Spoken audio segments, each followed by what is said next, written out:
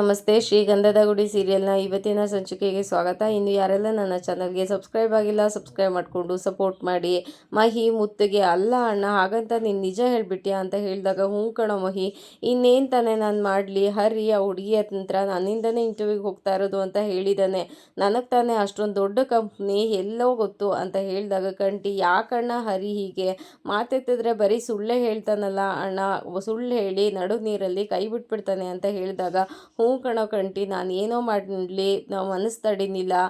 ಅದು ಅಲ್ಲದೆ ಅವಳು ಚಂದನ ಬಂದು ನನ್ನ ಹತ್ರ, ಅಣ್ಣ ನಿಮಗೆ ಗೊತ್ತಿರೋರೆ ಅಲ್ವಾ ಅವರೆಲ್ಲರೂ,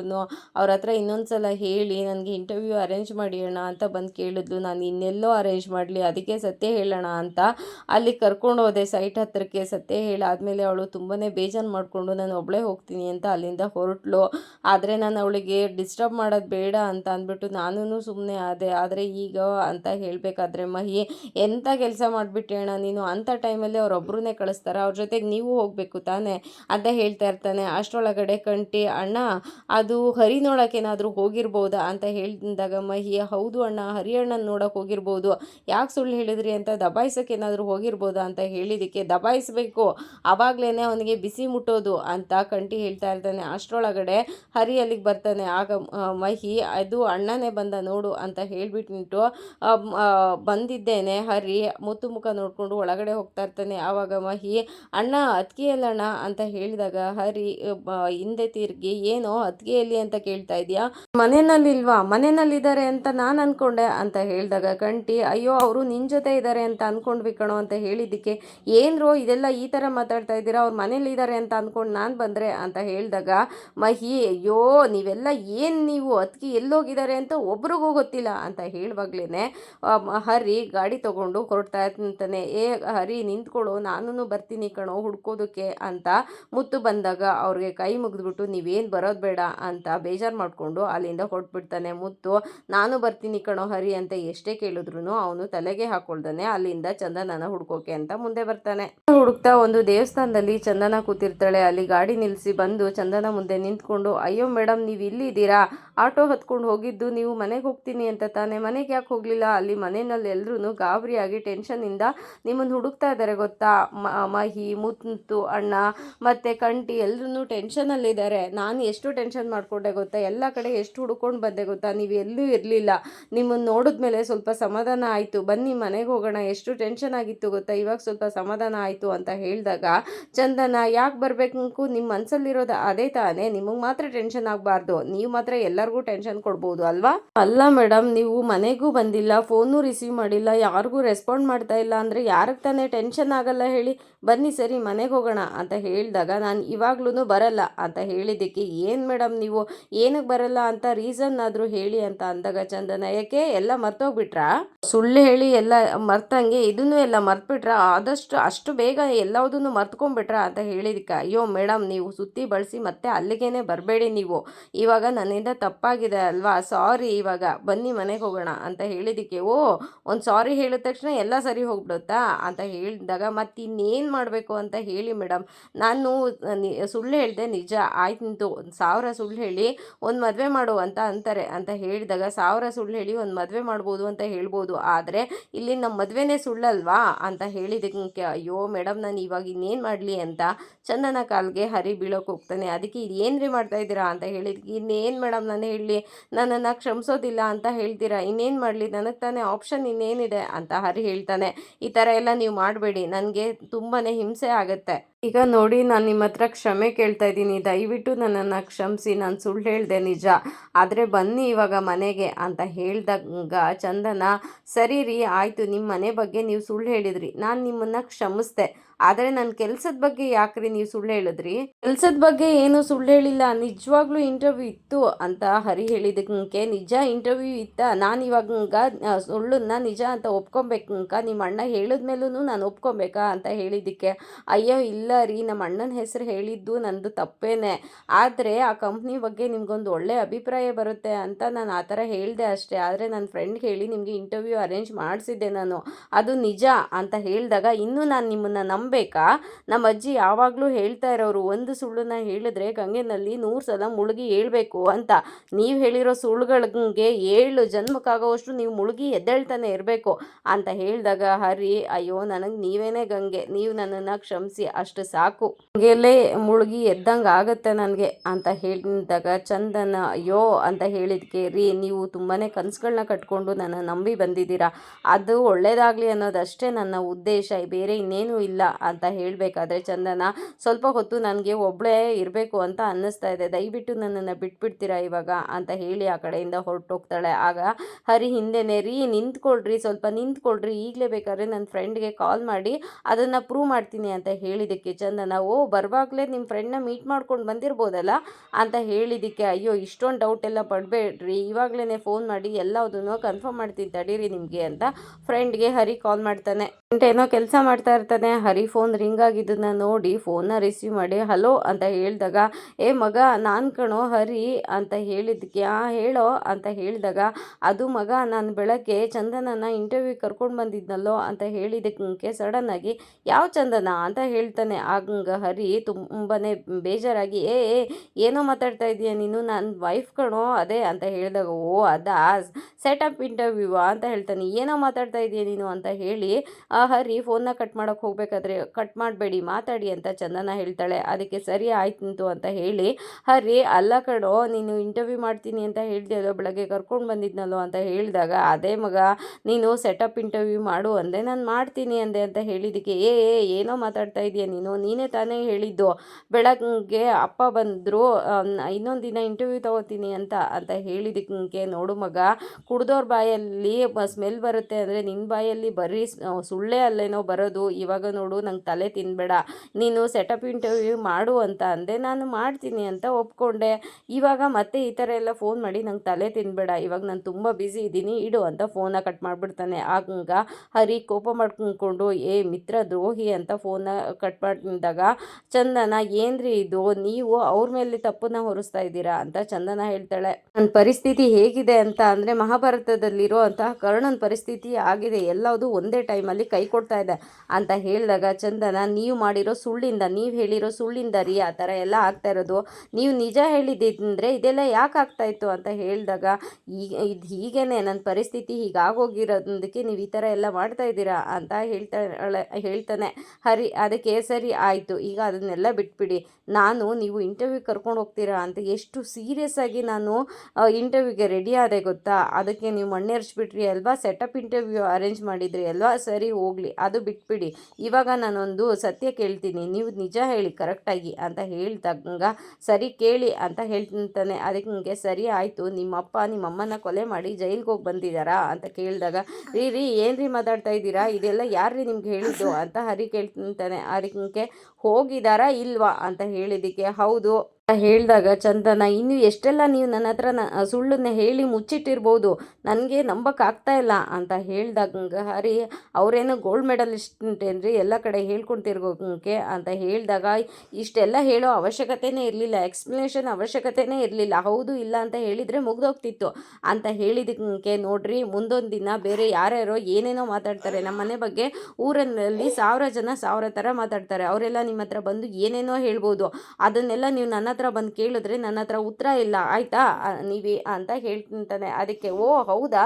ಅಂತ ಹೇಳಿದಕ್ಕೆ, ನೋಡ್ರಿ ಇನ್ನು ಮುಂದೆ ನೀವು ಏನು ಬೇಕಾದರೂ ಮಾಡ್ಕೊಳ್ಳಿ, ನನ್ನ ಹತ್ರ ಇನ್ಯಾವುದಕ್ಕೂ ಉತ್ತರ ಇಲ್ಲ ಅಂತ ಹೇಳಿದಾಗ ಚಂದನ ಕೋಪ ಮಾಡಿಕೊಂಡು ಈ ಕಡೆ ಬಂದುಬಿಡ್ತಾಳೆ. ಚಂದನ ಬಂದು ನಿಂತಿರೋ ಕಡೆಗೆ ಹರಿನೂ ಬಂದು, ಏನು ಮೇಡಮ್ ಈ ಥರ ಇದು ಮಾಡ್ತಾ ಇದ್ದೀರಾ, ನಿಮ್ಮ ಒಳ್ಳೇದಕ್ಕೆ ತಾನೇ ನಾನು ಮಾಡಿದ್ದು, ನಿಮಗೆಲ್ಲವುದು ನೀವು ಅಂದ್ಕೊಂಡಿರೋದೆಲ್ಲ ಆಗಲಿ ಅಂತ ತಾನೇ ನಾನು ಇಷ್ಟೆಲ್ಲ ಮಾಡಿದ್ದು ಅಂತ ಹೇಳಿದಾಗ ಚಂದನ, ಪ್ಲೀಸ್ ಇನ್ನೇನು ಮಾತಾಡಬೇಡಿ, ನೀವು ನನ್ನ ನಂಬಿ ಕುರಿ ಥರ ಬಂದುಬಿಟ್ಟೆ, ಇಷ್ಟೆಲ್ಲ ಗೊತ್ತಿದ್ದಿದ್ರೆ ನಾನು ಮನೆ ಬಿಟ್ಟೇನೆ ಬರ್ತಾ ಇರಲಿಲ್ಲ ಅಂತ ಹೇಳಿದ್ದಕ್ಕೆ, ಏನು ಮೇಡಮ್ ಈ ಥರ ಮಾತಾಡ್ತಾ ಇದ್ದೀರಾ, ನೀವು ನನ್ನ ಜೊತೆ ಬಂದಿಲ್ಲ ಅಂದಿದ್ದಿದ್ರೆ ಆ ಸೈಕೋ ನನ್ನ ಮಗ ಆರ್ಯನ ಜೊತೆ ನಿಮ್ಮ ಮದುವೆ ಆಗೋಗಿರ್ತಾ ಇತ್ತು ಇಷ್ಟೊತ್ತಿಗೆ ಅಂತ ಹೇಳಿದ್ದಕ್ಕೆ, ನನಗೆ ಹೇಗೋ ಆಗ್ತಾ ಇತ್ತು, ಅಲ್ಲಿ ನೀರನ್ನು ಬಿಟ್ಟು ಇಲ್ಲಿ ಬೆಂಕಿಗೆ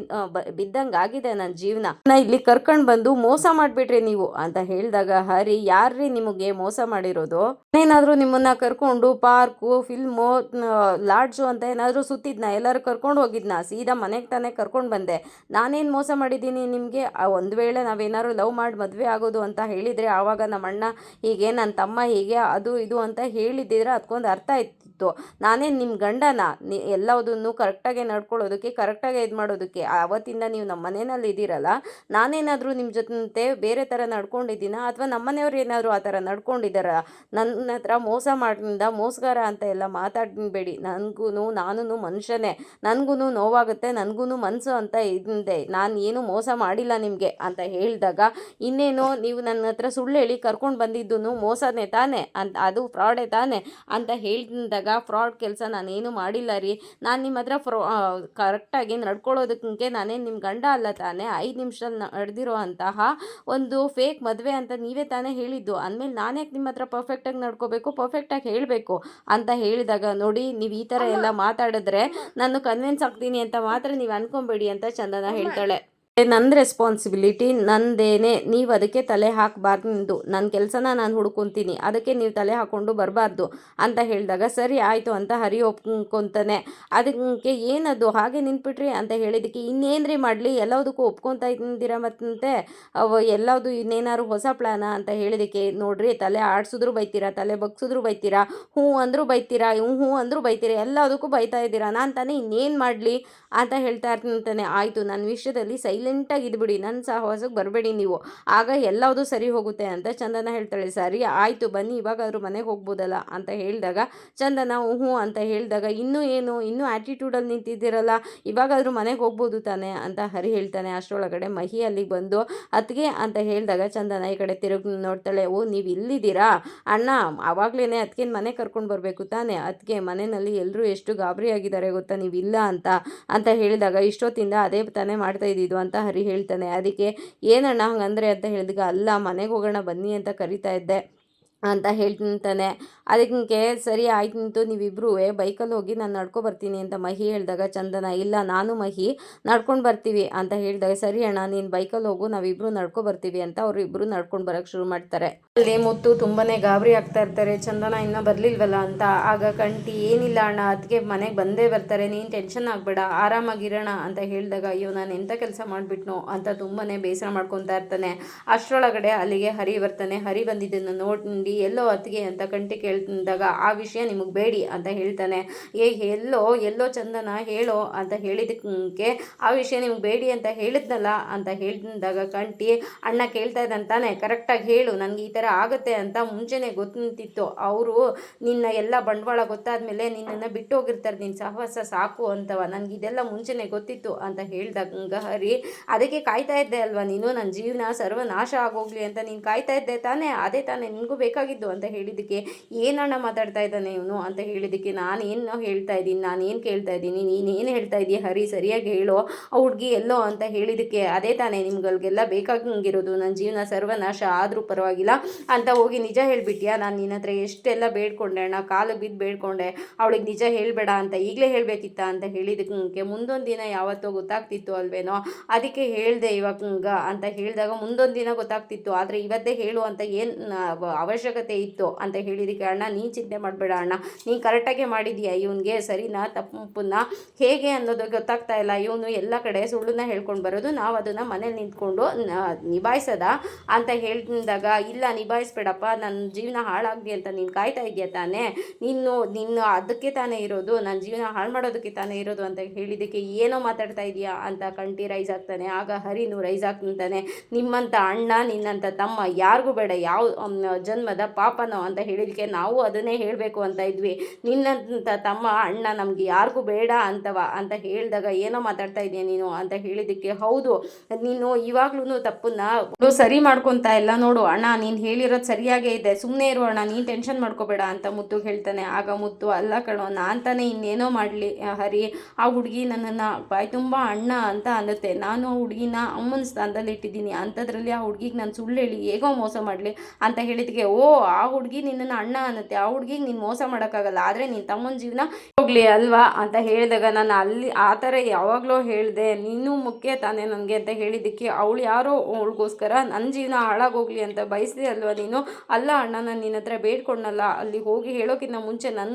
ಒಂದು ಮಾತು ಕೇಳಬೇಕಿತ್ತು ತಾನೇ, ನೀನು ಎಲ್ಲ ಸತ್ಯನೂ ಹೋಗಿ ಹೇಳಿದೀಯಾ ಅಂತ ಹೇಳಿದ್ದಕ್ಕೆ, ಕಂಟಿ ನಿನ್ನ ಪರ್ಮಿಷನ್ ಯಾಕೋ ಕೇಳಬೇಕು, ನೀನು ಅಲ್ಲಿ ಎಲ್ಲ ನ್ಯಾಯ ಮಾಡೋನಲ್ವ, ನಿನ್ನ ಪರ್ಮಿಷನ್ ಯಾಕೆ ಕೇಳಬೇಕು ಅಣ್ಣ, ನೀನು ಸರಿಯಾಗಿ ಹೇಳಿದೀಯಾ, ಸುಮ್ಮನೆ ಇರೋಣ ಅಂತ ಹೇಳಿದ್ದಕ್ಕೆ ಛೆ ಅಂತ ಹೇಳಿಬಿಟ್ಟು ಅಲ್ಲಿಂದ ಹೊರಟೋಗ್ತಾನೆ. ಮತ್ತೆ ಮಹಿ ನಡ್ಕೊಂಡು ಬರ್ಬೇಕಾದ್ರೆ ಮಹಿ ಅದಕ್ಕೆ ನಿಮಗೆ ಬೇಜಾರಾಗಿದೆ ಅಂತ ಗೊತ್ತು ನನಗೆ, ಹರಿಯಣ್ಣ ಮತ್ತು ನೀವು ಇಬ್ಬರೂ ಜಗಳ ಆಡಿದ್ರಿ ಅಲ್ವಾ, ನಿಮಗೆ ಹರಿಯಣ್ಣನ ಮೇಲೆ ತುಂಬಾ ಕೋಪ ಬಂದಿದೆ ಅಲ್ವಾ, ನನಗೆ ಗೊತ್ತು ಅದಕ್ಕೆ ಅಂತ ಹೇಳಿದ್ದಕ್ಕೆ ಇನ್ನೇನೋ ಮಹಿ ಮತ್ತೆ ಎಲ್ಲರೂ ಬಾಯಿ ಬಿಟ್ಟರೆ ಸುಳ್ಳು ಹೇಳ್ತಾರೆ ಅಂತಾರೆ, ನಿಮ್ಮ ಅಣ್ಣ ಉಸಿರು ಬಿಟ್ರೇ ಸುಳ್ಳು ಹೇಳ್ತಾರೆ, ಚಿಕ್ಕಮಂಗ್ಳೂರಿಂದ ಇಲ್ಲಿಗೆ ಬರೋವರೆಗೂ ಹೇಳಿರೋದೆಲ್ಲ ಸುಳ್ಳು, ಅಲ್ಲಿ ಅವ್ರು ಹೇಳಿದ್ದಕ್ಕೂ ಇಲ್ಲಿ ನಾನು ಬಂದು ನೋಡ್ತಾ ಇರೋದಕ್ಕೂ ಒಂದಕ್ಕೊಂದಕ್ಕೆ ಸಂಬಂಧನೇ ಇಲ್ಲ, ಆ ಥರ ಇದೆ, ಎಲ್ಲದೂ ಚೇಂಜಸ್ ಇದೆ. ಇವತ್ತು ಎಷ್ಟು ಆಸೆಯಿಂದ ಇಂಟರ್ವ್ಯೂಗೆ ಪ್ರಿಪೇರ್ ಆಗಿ ಹೋಗಿದ್ದೆ ಗೊತ್ತಾ, ಆದರೆ ಅದನ್ನು ಸುಳ್ಳು ಅಂತ ಗೊತ್ತಾದಾಗ ಇನ್ನೇನು ಮಹಿ ಅಂತ ಹೇಳಿದ್ದಕ್ಕೆ ಅಲ್ಲ ಅದಕ್ಕೆ ಅದು ಸಾರಿ ಅಂತ ಹೇಳಿದಾಗ ಅವ್ರು ಹೇಳಿರೋ ಸುಳ್ಳಿಗೆ ನೀನು ಯಾಕೆ ಮಹಿ ಸಾರಿ ಕೇಳ್ತೀಯ ಅಂತ ಹೇಳಿದ್ದಕ್ಕೆ ಇಲ್ಲ ಅದಕ್ಕೆ ಹರಿಯಣ್ಣ ಮುಂಚೆ ಈ ಥರ ಇರಲಿಲ್ಲ, ಒಬ್ಬರು ಒಂದೊಂದು ಥರ ಅದಕ್ಕೆ ಒಬ್ಬೊಬ್ಬರು ತಮ್ಮ ನೋವನ್ನ ಬೇರೆಯವ್ರ ಹತ್ರ ಹೇಳ್ಕೊಂಡು ಮರಿತಾರೆ, ಕೆಲವೊಬ್ಬರು ಹತ್ತು ಮರಿತಾರೆ, ಕೆಲವೊಬ್ಬರು ಅಳೋಕ್ಕೂ ಆಗಲ್ಲ ಹೇಳ್ಕೊಳ್ಳೋಕ್ಕೂ ಆಗಲ್ಲ ಅಂದಾಗ ಹರಿಯಣ್ಣನ ಥರ ಮಾಡ್ತಾರೆ. ಅವನು ಸುಳ್ಳು ಹೇಳಿ ಅವನು ಮ್ಯಾನೇಜ್ ಮಾಡೋದನ್ನ ಕಲ್ತ ಅಂತ ಹೇಳಿದಾಗ ಓ ಹೌದಾ ಅದಕ್ಕೆ ಸುಳ್ಳು ಹೇಳೋದು ಇದಾ ಅಂತ ಅಂದ್ಬಿಟ್ಟು ಚಂದನ ಮುಂದೆ ಹೋಗೋಕ್ಕೆ ಶುರು ಮಾಡ್ತಾಳೆ. ಆಗ ಅದಕ್ಕೆ ನಿಂತ್ಕೊಳ್ಳಿ ಅದಕ್ಕೆ ಅಂತ ಹಿಂದೆ ಹೋಗಿ ಏನು ಅಂತ ಕೇಳಿದಾಗ ನೋಡಿ ಅದಕ್ಕೆ ಹರಿಯಣ್ಣ ಮುಂಚೆ ಈ ಥರ ಇರಲಿಲ್ಲ,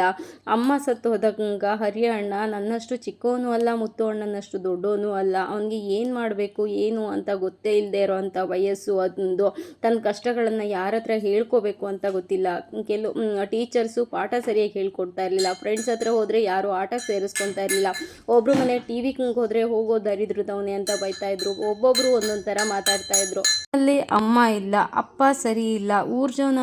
ಎಲ್ಲರೂ ಒಂದೊಂದು ಥರ ಮಾತಾಡ್ತಾರೆ, ಫ್ರೆಂಡ್ಸ್ ಇಲ್ಲ, ಬೇರೆಯವ್ರ ಮನೆ ಇಲ್ಲ, ಒಂದು ಟಿ.ವಿ ಇಲ್ಲ, ಏನೂ ಇಲ್ಲ, ಎಷ್ಟು ಹೊತ್ತು ಅಂತ ಒಬ್ಬ ವ್ಯಕ್ತಿ ಎಲ್ಲದನ್ನು ಸಹಿಸ್ಕೊಳಕ್ಕಾಗತ್ತೆ ಅದಕ್ಕೆ ಅವನು ರಾಂಗ್ ರೂಟಲ್ಲಿ ಹೋಗೋಕ್ಕೆ ಶುರು ಮಾಡಿದ, ಉಲ್ಟಾ ತಿರುಗಿದ, ಸುಳ್ಳು ಹೇಳೋದಕ್ಕೆ ಅಭ್ಯಾಸ ಆದ, ಆಗ ಇದೆಲ್ಲ ಸಮಸ್ಯೆಗಳು ಕ್ರಿಯೇಟ್ ಆಯಿತು. ಅದಕ್ಕೆ ಈಗ ನೀವೇ ಹೇಳಿ ಹರಿಯಣ್ಣ ಮಾಡಿದ್ದು ತಪ್ಪ ಅಂತ ಹೇಳಿದಾಗ ಚಂದನ ಸ್ವಲ್ಪ ಕನ್ವಿನ್ಸ್ ಆಗೋಕ್ಕೆ ಶುರುವಾಗ್ತಾಳೆ. ಇದಾಗಿತ್ತು ಇವತ್ತಿನ ಸಂಚಿಕೆ. ಈ ಸಂಚಿಕೆ ಇಷ್ಟ ಆಗಿದ್ರೆ ಒಂದು ಲೈಕ್ ಕೊಟ್ಟು ಶೇರ್ ಮಾಡಿ, ಕಮೆಂಟ್ ಬಾಕ್ಸಲ್ಲಿ ಕಮೆಂಟ್ ಮಾಡಿ ತಿಳಿಸಿ ಹೇಗಾಗಿತ್ತು ಇವತ್ತಿನ ಸಂಚಿಕೆ ಅಂತ. ನಾಳಿನ ಸಂಚಿಕೆಯಲ್ಲಿ ಸಿಗೋಣ, ಅಲ್ಲಿವರೆಗೂ take care, bye, thank you.